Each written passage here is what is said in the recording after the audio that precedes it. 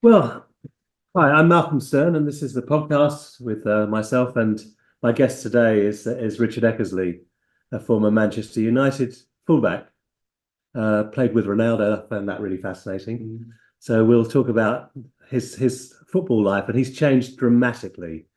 So he's my mate. He lives locally, and we'll talk a bit about his journey. And I want to say that I'm doing this in conjunction with online events. So online events are hosting these podcasts, and we're building up a series of them. So it's really great to have you come here, Richard. I really appreciate it. And we're going to talk a bit about the podcast is Slay Your Dragons with Compassion, and basically it's about the changes we've made in our lives and what has been the dragon. What's been the thing we've had to slay in order to move into who we are? But you don't have to crack that all in one. So, but we'll sort of draw it out in terms of how we speak. So, I mean, you play for Manchester United. You don't get more glamorous than that, really, except if you're on the stage or you're a pop star or whatever else. So you've had the experience of being a real somebody, a glamorous somebody in the world. And I think one of the things I find most impressive about your journey, and I have seen your TED Talks, I had done a little bit of research. Yeah, yeah. But one of the things I find most impressive about your journey is that you've been in the same relationship since you were 16 years old. You didn't get drawn off with all of the sort of the glamour and sort of like stuff, which is so easy to do.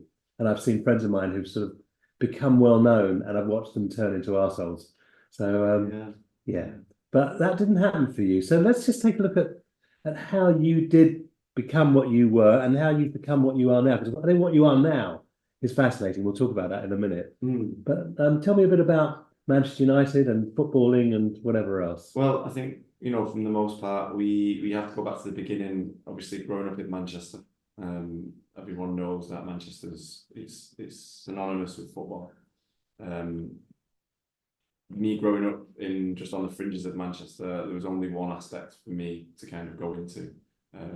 My brothers played it, my dad played it semi-professional, so I only knew football. That was the biggest like step for me into going into this career path. And plus, I was aware that I was athletic. I was aware that I had the strength and the speed to potentially, maybe do something in football potentially one day. You'll notice how humble he is because actually you've got to be pretty amazing to get into Premier League. I mean, I would say that I was very, very good. You have to be. You have to. I mean, if you think about the odds of someone starting playing football at a very young age, which I did at 4 or 5, and then going all the way up to 21 and getting in Manchester United's first team, playing alongside the world's greatest players. Yeah, that is a journey of progression, and you have to be elite.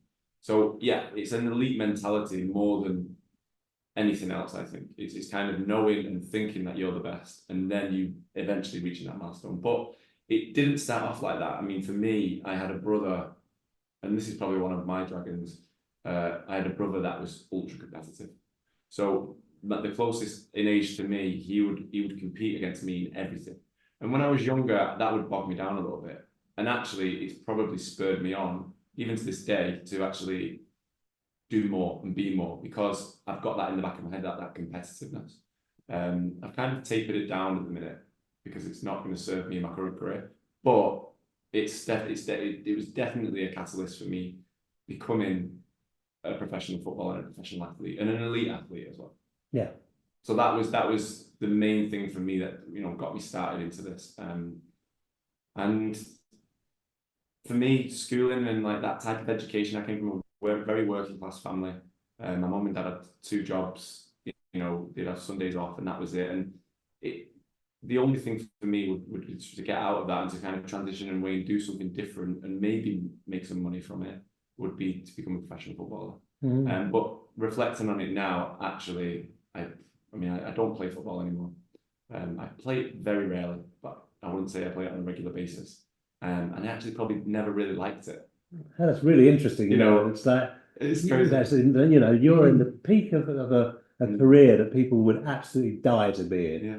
Well, I find it interesting because when you would speak to the other professionals or going through my career, when I talk to people, they'd be like, "Oh, I love this job. It's amazing." I'm like, "It's all right. Like, I don't feel the way you're feeling about it. I couldn't sit on a bench and be happy. I'd be like, this is annoying me. I want to throw something at someone." And I was just had this anger inside me that maybe it was bubbling up because I probably wasn't doing what I was called to do. So when you've got 50,000 people or 75. more, 75,000 people in a stadium watching you play, I know if I give a talk to 200 people, it's like I get lit up by that. Yeah. But you've got 75,000 people in a stadium watching you play. You're playing with people like Ronaldo, and you're playing with the best players in the world, and against some of the best players in the world, presumably, as well. Didn't that give you a lift?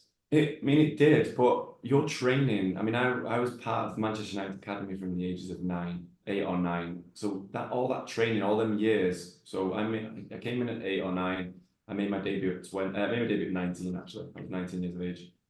So that 10 years, they're basically gearing you up to be ready for this moment. So it wasn't like it was I'm going to pluck you out of a Totnes town and drop you on Old Trafford's pitch. It was a conditioning that we all went through. My age group, we all went through like a regiment, like an army regiment, ready for this moment when Alex Ferguson goes, "Come on, you're on." And I was like, "Okay, ready." So he's like a legend. How was it working with Alex Ferguson? He doesn't look like the sweetest guy in the world. He is actually really sweet. Is he? He's super sweet. He knows when to like give you a kick up the arse. He knows when to like give you a pat on the back. And I think that's what made him very unique. And especially with the younger players up and coming, he was very accommodating. He'd want to do things for you. His saying was his door was always open. And he saw potential. And he loved it when young local kids were coming through, because that is the bedrock of Manchester United. And that's probably what the issues are actually now. I don't really watch it too much, but from hearing around, working in a shop, hearing around town, that's the issue with Manchester United now. It's like the bedrock of the team. It needs to be local Mancunians.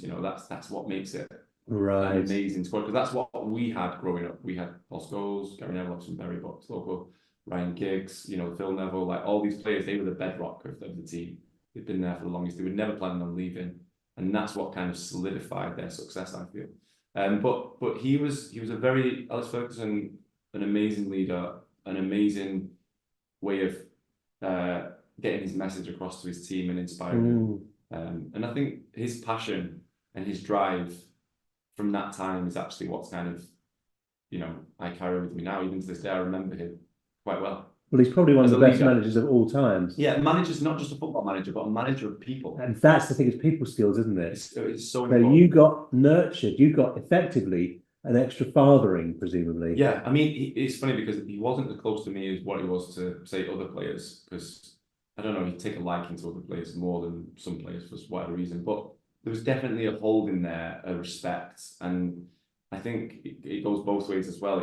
It's quite daunting to play in front of a person that's been in the game for 20 years and managed the best players in the world. Yeah. Like psychological. And I think psychologically, I think I found it very difficult trying, even though you've been trained all these years, stepping into these boots, literally, of players that have basically won everything and done everything in this sport, the best in this sport that I play. It's a hard psychological game, battle even. Some people take to it really well, others not so much. I think on reflection, I was young and maybe not as wise-headed as what But we learn the hard way, don't we? Our lessons get taught to us by making mistakes. Yeah. But I mean, going back to my upbringing, my mum and dad were like big United fans. And I think that played a big role in obviously my interactions with it and when I got into the first team, like seeing them be proud of it. Oh God, yeah. It was like really, that's probably one of the things that, I mean, obviously I don't speak about it much, but on reflection, that's probably what I take from it the most, like seeing them having that proud moment, all them years of driving to training. And amazing. That was amazing to be part of, actually. It's funny because you were talking about the relationship between manager and player. And when I was in my 20s, we used to go to the same hotel in Mallorca. A bunch of mates and I, about 20 strong, we'd go there.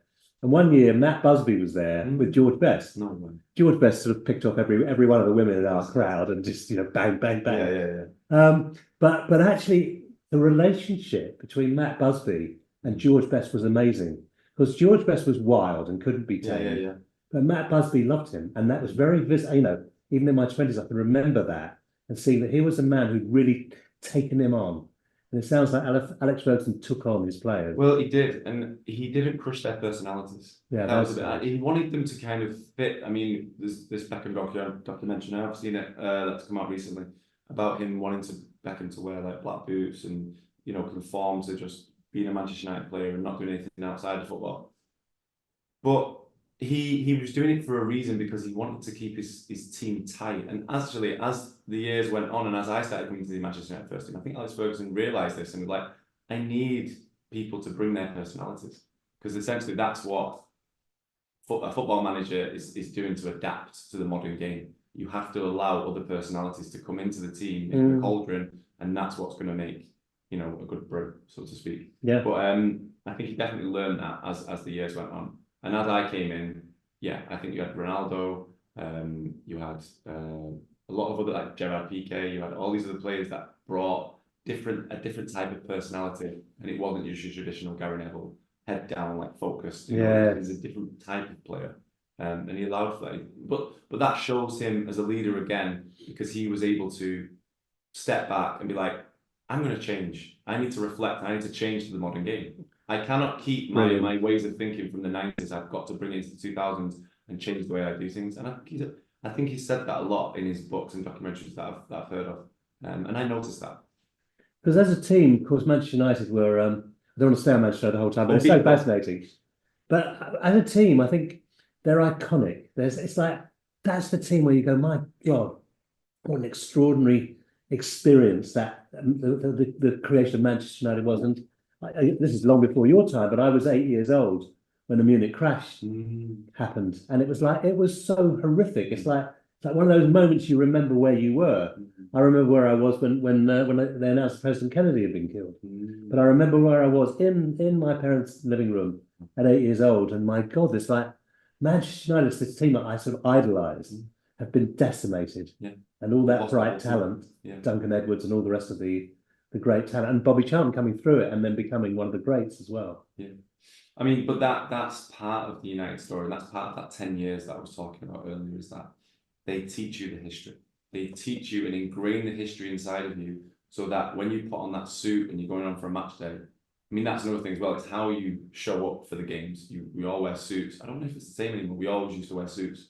And it's like a professional aspect to it.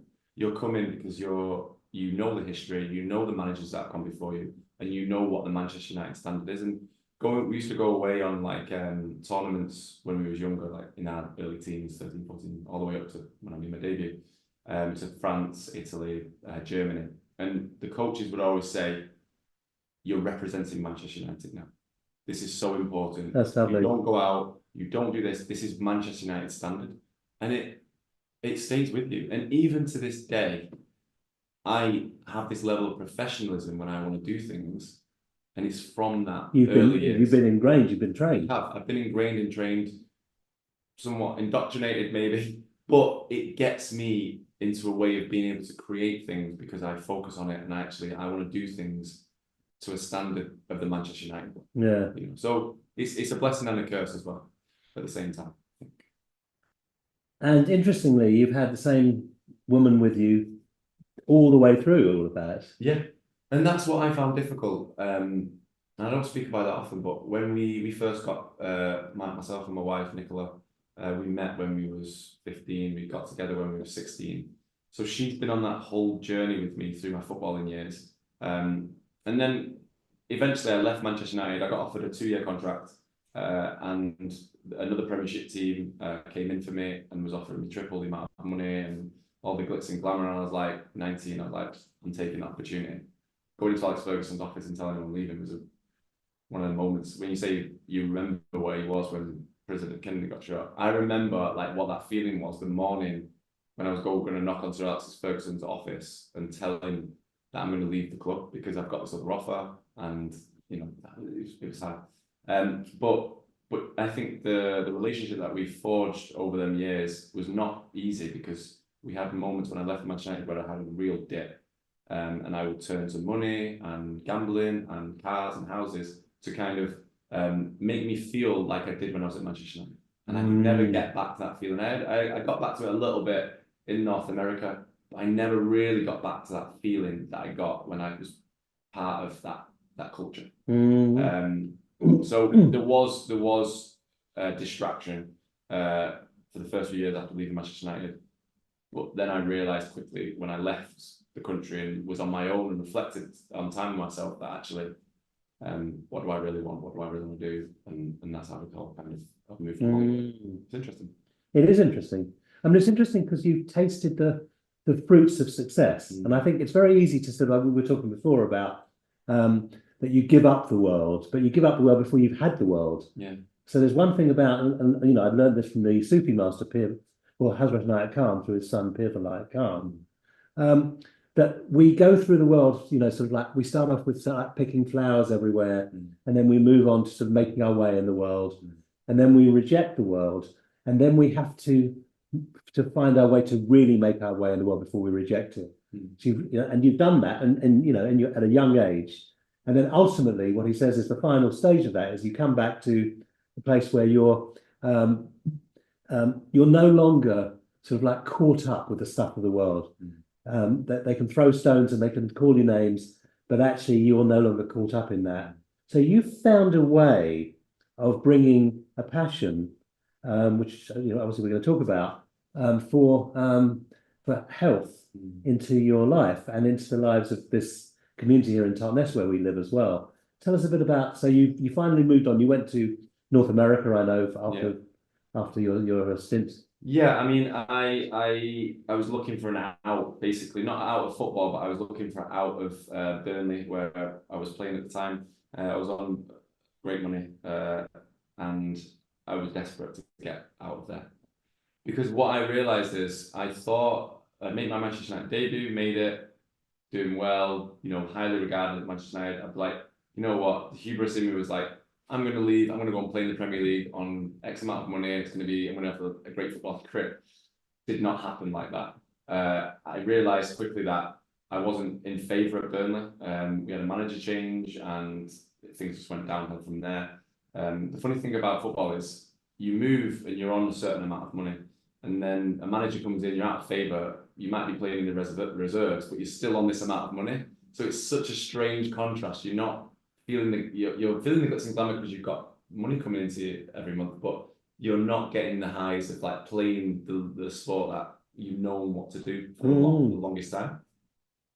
So I was looking for a way out of Burnley, and obviously this opportunity in North America came knocking on my door, and I just snapped it up. And I think that was the start of me realizing how I want to interact with the world. I think that space and that time away from my friends who I grew up with, and so even Nicola, to allow me to kind of like figure out what I want to do and what I want to be. Like I said earlier, I had a great time in North America playing for Toronto in this amazing city, on my own, obviously interacting with my teammates, and we had a great footballing team in the MLS. And then I went over and played in New York for New York Red Bulls, and that was the biggest shift when I moved there, because I started to develop my own thoughts and feelings about the world, and like how do I want to impact it in a positive way. Yeah. I was hoping in a positive way, and I think that's where the story starts to begin, really, of what was next going to happen essentially. I mean, what you've done is extraordinary because you've done a 180-degree turn, haven't you? Yeah. And you've found a career that is actually powerful, contributes to the community, that you care about, obviously, deeply. Yeah, it's funny because, you know, we spoke about money, but I found that when I had money, I was probably the most miserable I've ever been. I was rattling around in a big house, a nice car on the drive. I would just nothing would make me feel good. You know, I'd go shopping. It'd be really like a temporary band-aid for what I was feeling. I wasn't getting any fulfillment. But now the money's not there, the house isn't there, all that sort of stuff. But now I have more fulfillment now, much more of a nourishing place than what I had when I had X amount in the bank. So it's so interesting because as kids, success isn't being a bin man. It's not. Yeah. Everyone says, if you don't get your good grades, you're going to be a bin man. Well, I actually challenge that. I actually say, maybe that bin man is really happy. He finishes at 3 p.m. every day, he gets to go home with his kids and his wife, and he has a great time. But we're basing success on how much money we're acquiring. Yeah. And I think that is, as a society, where we've gone wrong. Well, we're deeply brainwashed. This is the thing. We're brainwashed by Hollywood movies. We're brainwashed by our upbringing and our education and all of that sort of stuff. I've literally lived and tested it. And I can honestly say that there is an aspect to money. Yes, it's a tool. You need the basics, 100%. But above and beyond that, I think it really makes it very thin ice. I just don't feel it fulfills the soul. So you're a milkman now, Richard. I'm a milkman. I don't make any money, but I am very fulfilled, and I think it's what I want to be contributing to in the community that's going to change, hopefully, people's lives and the way people think about waste in general. Yes. So you've got, I mean, I know you've got a really great plant milk dairy. Yeah. Non-dairy. Non-dairy dairy. No cows in there. Yeah, no cows, exactly. But and I buy your stuff. It's really lovely tasting, packaged in glass. It's like you've turned me on to that. You've also got a zero waste shop in town, and again, I've become a regular there as well because it's great to be able to buy all your stuff without packaging. So you're living behind some ideals, and as you say, you're happier now, and you and Nicola do it together. Yeah, which is pretty amazing as well. Yeah, I think that's really important because, well, she's the bedrock of how we go about our days. Essentially, she kind of sets the tone for how we for me to be able to go out and work and innovate and think of these ideas. I think that woman at home is really important for me. I think it is to kind of hold me into that space. It's interesting when I met you because I used to come and do some facilitation at the community where you live, and I didn't know anything about you, but what I did notice about you was how absolutely loving you were towards Nicola. So we'd have these meetings, which were a couple of hours long, and you'd be sitting with her, and obviously so happy to be with her. Well, that's developed. Yeah. That's developed because I don't think love at first sight is probably a thing people get in this attraction, but I think it's through the difficulties that we've faced that actually we've become much more closer, and we have this kind of connection now that we never had before, and that love is it's gone deeper than a face value. It's much more like internal now. Yes. Having kids with her, the biggest attraction for me is seeing how she interacts with our children. Yeah. Like that for me is attraction.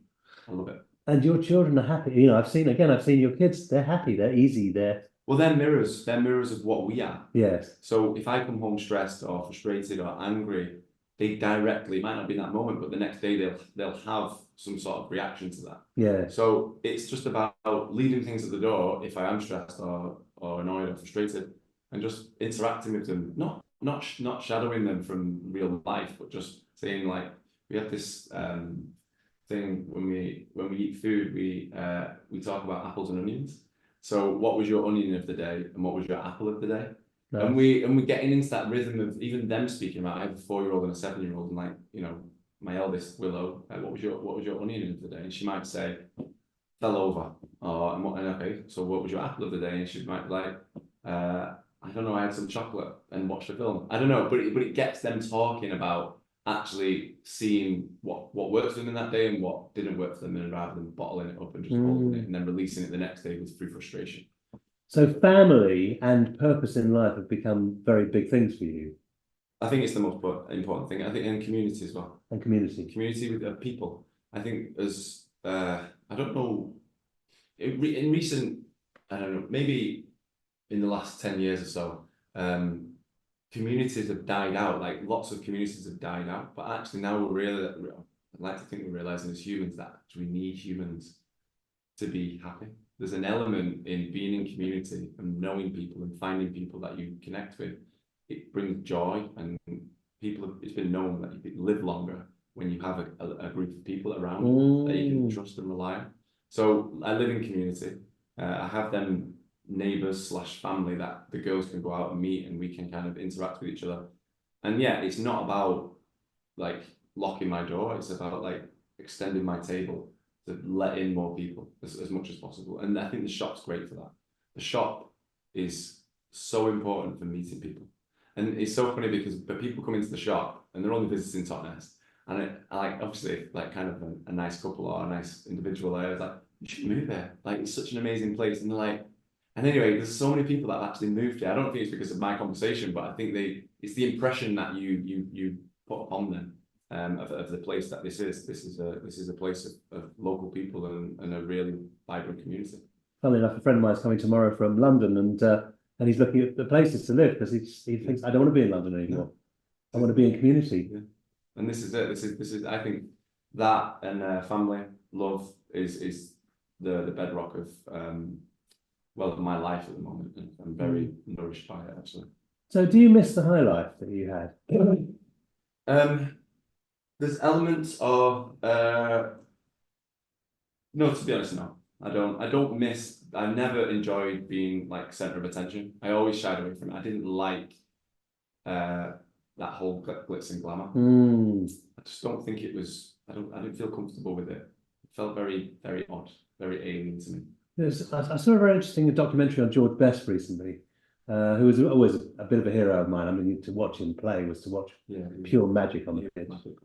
And his wife was saying, his ex-wife was saying, that he used to use alcohol when he was doing well, not when he was not doing well. Yeah. And I totally get that.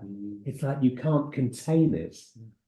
It's like you're like a lord or somebody. Well, you are. When people are kind of stopping you on the street and like wanting to take pictures with you, and is that person? You can hear them talking when you're walking, past them. It's a difficult place for your soul to be. I think. And I don't envy players like the biggest, Lionel Messi, Cristiano Ronaldo, all these top players and celebrities, because like we talk about like the importance of soul work. Like, what is it doing to your soul and your ego having that pedestal all the time and having to uphold this way of being? Can he just be himself? Like, what is his himself? Yes. Or themselves? It's really interesting. And of course, people wanting to know you because you're a somebody. Well, they think they know you as well. That's right. They've seen you a lot on TV. They know your voice. They know your personality because, say, if you're a presenter or something, you're kind of coming across a certain way. But it's not. It's all very fictitious, really. Yeah. So, where do you go from here? So you made a giant shift and clearly a good one for you as well. It's been a good one. I mean, it's not a monetary one. I will say that it's more. I mean, I didn't realize this initially. I thought that the money would always be there, but we just kind of get by now, and that for me is enough at this moment in time. When I left football, and I said to you earlier about what the daunting task of leaving something I've been doing for 15 or so years, and I always said to Nick when I would leave football, like, okay, I'm leaving, I'm taking on a new career. We're both taking on a new career because you're going to do something different too, as well as me. It's like, it's a good story to tell. Even if anything fails that we try, we can then talk about it on a table one day when we're old and grey. And I like that. I like the aspect of like trying different things and doing different things, because I think life is for kind of exploring all aspects of life. I don't think it's just necessarily just one linear one. I think it's just try your hand at different things to try and experience as much as you can, because I think it's a soul journey. Yeah. And I think that's what I believe now. So we left football. Well, I left football. Nicola left football with me, and then we set up this shop in Totnes. And people ask like, "Why did you come to Totnes?" And I always used to say like, we googled the most organic vegan organic vegan place to live in the UK. And 3 places came up: Hebden Bridge, Glastonbury, and Totnes. And I said to them, "I've never been to Totnes. Let's just rent a camper and go down and see what it's like," knowing that we wanted to move somewhere. And then we sat on Slapton Beach, which is about 30 minutes away from here. And it's like a pebbly beach. And we just looked at each other like, what can we do to live here? And that was it. And then we knew then, it was like, okay, we're going to start something, and we're going to see how it grows. And the shop's been open 6 years now. Reroutes has been open 4 years. And yeah, it's a growing community of people, and it feels very wholesome to be here. So you're making a real contribution, and I like, that you talk about soul level, because at my August years, I start to, that starts to become a major part of my thinking. But when I was your age, I was sort of, I didn't even think about stuff like that. I think it'd be a shame if it never comes to you in your life as a human. Like, I think at some point people, and maybe that's where midlife crises come, because people do the same thing or are stuck in the same rut for so many years, and then they turn 50 and they buy a Subaru and they go out racing, and it's like they're looking for some sort of shift, And I had mine. Luckily, I had mine quite early, and yeah, it was just a huge shift in perspective. I think the way I eat contributed to that. Obviously, what you feed yourself is what you grow on, and I think changing my diet, plant-based vegan diet, really changed and shifted my whole perception on the world and how I want to live within it. So yeah, there was a lot. I think there's a lot of factors that kind of helped, but I think the main things were probably diet, football, falling out of love with football, whether I was in love or not, I don't know, falling out of love with it, and then having a woman with me. I think that really helped me kind of be brave enough to make a different career path, change my career path, and do something for me. I mean, I always said, like, just wanted to do something where I can ride to work on my bike every day. I'm not trying to ring my agent up and trying to get a club, or I'm getting phone calls from my chairman or the manager saying this, and this. I just want to be my own kind of, like, do my own thing, and that's essentially what I've kind of got. Although it's stressful because it's not all sunshine and rainbows, but it's definitely more nourishing than being told what to do and where to go and how to live. Absolutely, yeah. And you did a TED talk about your magnificent shift of career. Yeah, I did. I mean, that was really hard. To memorize a speech for 14 minutes is pretty tough. But yeah, it was something that I wanted to do. They contacted me. I've not actually done anything since, to be honest. This is the only thing I've done since. Oh, really? Yeah. Oh, well, thank you very much. Yeah, that's great. Well, yeah. and I love what you're doing. But I think it's good that message is out in the world, and maybe one person may watch it and be like, he's done it. I'm going to do something different. I don't want to do this. I don't want to continue on this path. So maybe it'll inspire one person. Who knows? But yeah, it's a good experience, and it's not something I'll do again. Well, it's funny. I think what I'm thinking about as I'm speaking to you is I had it's not the same, but a similar sort of patterning. I left school and studied accountancy, and then went into a estate agency. It was earning decent money, drove a Jag and all this sort of stuff. And my father was really proud of me. And then I sort of dropped out. I sort of took some substances one time, and it was like, whoa, the world's utterly different. And I wanted to do good in the world, so I sailed on the Rainbow Warrior with Greenpeace. I studied psychotherapy, which I'm now a psychotherapist.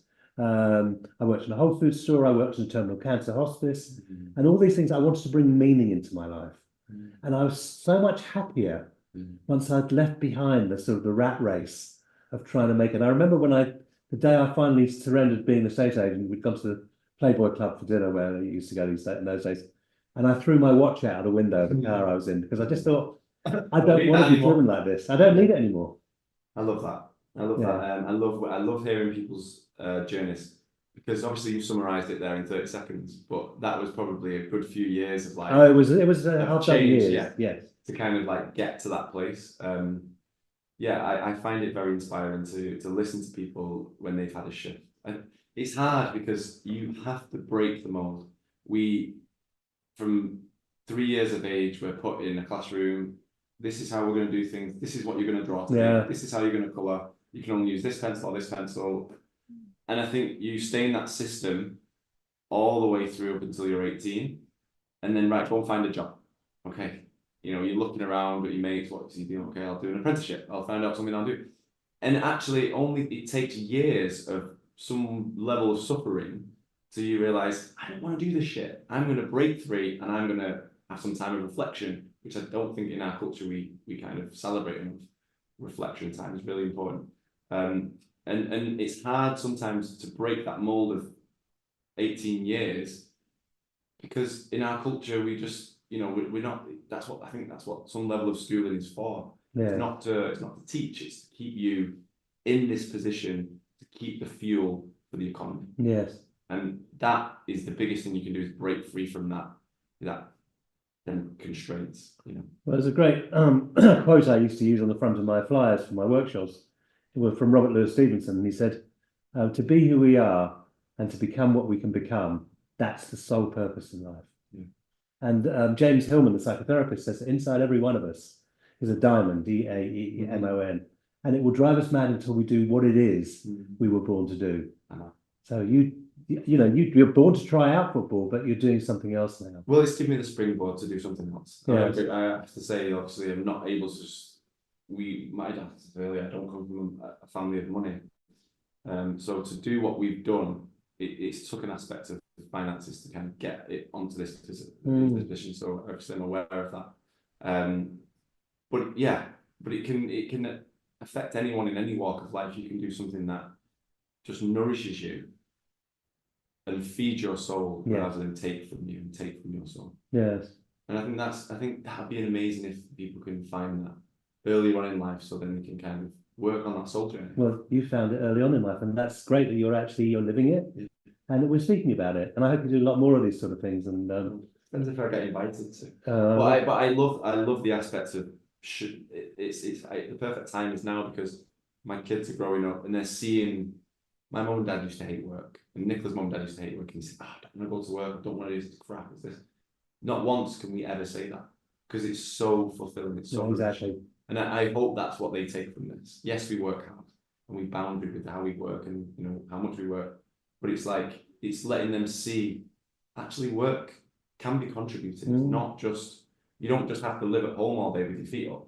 You can work towards something, but something that you're passionate about. And your soul is in there as well. Yeah, it's not just not just ticking the box to earn the money. No, exactly. And for some people, we have to earn the money, but there is a sort of a privilege in being able to do what your soul is inviting you to do. Well, it's a trap, isn't it? Because when we leave school, the first things that we do is buy a car.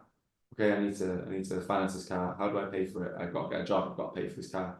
Then a mortgage, a lifetime signature, essentially, is what I think it's a Latin meaning. A mortgage, a lifetime deal.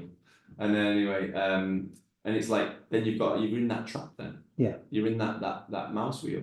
And it's having that wisdom at an early age, like, actually, to allow me to have freedom, I can't commit to being to having these fancy things. Yeah. But it's hard. You need that education. It doesn't come from school, I don't think. I don't think it does. And we have to learn how we do it. I think travel helps. I mean, it probably helped you went to the States as well. That's where the shift happened to me. Yeah. And having that time by myself. I had 8 months to a year by myself. And just going home in my apartment, day in, day out, just being by myself. That was really important for my growth. Yeah. That's great. Well, Richard, thank you so much for coming in today. I really appreciate your input. I think it's a really good episode. So we're going to pump it up. Thank you very much indeed. And we'll see you sometime soon. Thank you very much. Thank you.